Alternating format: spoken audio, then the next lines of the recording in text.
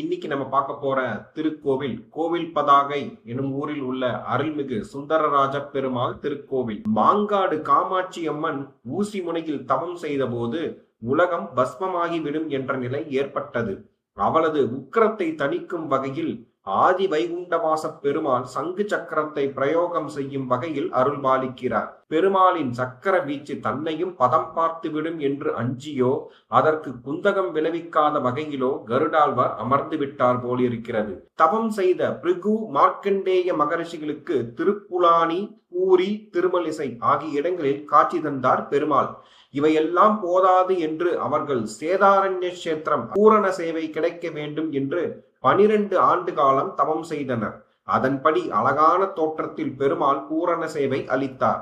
அவர் அழகாக இருந்ததால் சுந்தரராஜ பெருமாள் எனப்பட்டார். அந்த சேதாரண்ய கஷேத்திரம் தற்போது கோவில் பதாகை என